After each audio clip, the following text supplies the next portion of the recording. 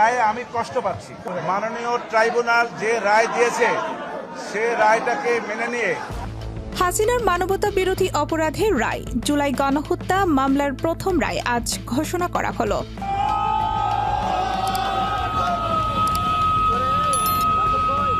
আজকের রায়ের মাধ্যমে দেশের রাজনৈতিক অঙ্গনে এক চরম উত্তেজনা তৈরি হয়েছে।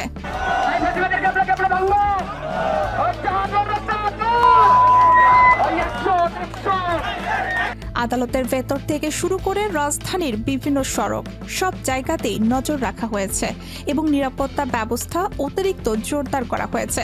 সকাল থেকে রাজধানীতে পুলিশ ও র্যাপিড অ্যাকশন ইউনিট মোতায়েন করা হয়েছে যাতে রায়ের আগে কোনো অপ্রীতিকর ঘটনা ঘটতে না পারে। বিচারপতিরা দীর্ঘ আলোচনার পর রায়ের ঘোষণা দেন। রায়ে উল্লেখ করা হয়েছে, মামলার প্রধান 3 আসামির বিরুদ্ধে আনা অভিযোগের গুরুত্বপূর্ণ অংশ আদালত গ্রহণযোগ্য হিসেবে বিবেচনা করেছে।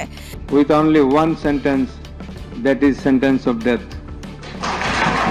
শেখ হাসিনার বিরুদ্ধে আনা অভিযোগকে ঘিরে আইনজীবী আদালতে দাবি করেছেন তার বিরুদ্ধে আনা সমস্ত অভিযোগ রাজনৈতিক উদ্দেশ্য প্রণোদিত এবং তিনি সম্পূর্ণ নির্দোষ। গ্রেপ্তার করে বাংলাদেশে এনে সেই সাজা কার্যকর করা যেতে পারে। এই বিচারে কোনো ইনজাস্টিস হয়েছে, কোনো জায়গায় মিথ্যা সাক্ষ্য দেওয়া আছে, এই অভিযোগ কেউ কখনো করেনি, করতে পারবেও না।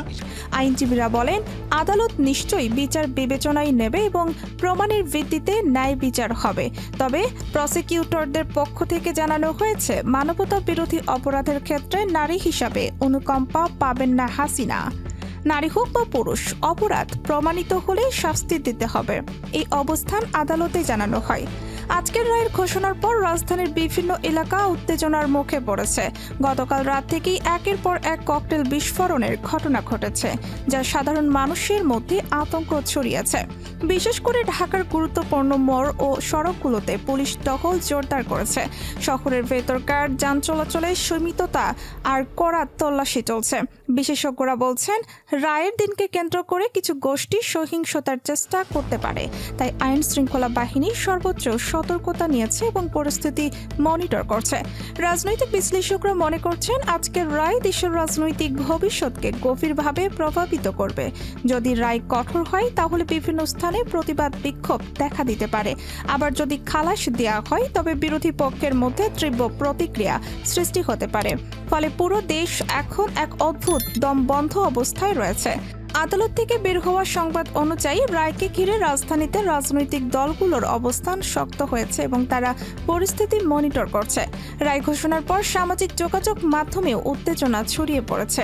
হাজার হাজার মানুষ post, live video, reaction share করছে। বিভিন্ন রাজনৈতিক নেতারা একে নিজেদের রাজনৈতিক অবস্থান মজবুত করার সুযোগ হিসাবেও দেখছেন। দেশের বাইরে থাকা প্রবাসী বাংলাদেশিরাও এই রায় নিয়ে নিজেদের প্রতিক্রিয়া ব্যক্ত করছেন। আন্তর্জাতিক গণমাধ্যমও বিষয়টি নজরদারি করছে। বিশ্বের বড় সংবাদ মাধ্যমগুলো আজকের ঘটনাকে প্রধান শিরোনাম করেছে এবং বিশ্লেষকরা বলছেন, এই রায় দেশের রাজনৈতিক ও নির্বাচনী পরিস্থিতিতে দীর্ঘমেয়াদী প্রভাব ফেলবে। আজকের রায় শুধু একটি আইনি প্রক্রিয়ার ফল নয়, এটি বহু বছরের উত্তেজনা, অনিশ্চয়তা এবং মানুষের ন্যায় বিচারের প্রত্যাশার ফল। আদালতের বাইরে এবং পুরো শহর জুড়ে মানুষের মধ্যে মিশ্র আবেগ বিরাজ করছে। কেউ আনন্দে খুশি, কেউ হতাশায় ভেঙে পড়েছে, কেউ আবার অদ্ভুত এক উত্তেজনায় অপেক্ষা করছে। এই মুহূর্তে দেশের রাজনৈতিক ইতিহাসে একটি নতুন অধ্যায়ের সূচনা হয়েছে। এখন পুরো দেশের চোখ বিচারপতির রায় এবং রায়ের পরবর্তী প্রভাবের দিকে। আগামী দিনে দেশের রাজনৈতিক দলগুলো কিভাবে অবস্থান নেবে, জনগণ কেমন প্রতিক্রিয়া দেখাবে তার সময়ই বলে দেবে। তবে নিশ্চিতভাবে বলা যায়, আজকের দিনটি বাংলাদেশের ইতিহাসে এক স্মরণীয় দিন হয়ে থাকবে। ভিডিওটি ভালো লাগলে লাইক করুন, কমেন্ট করুন আর সাবস্ক্রাইব করুন।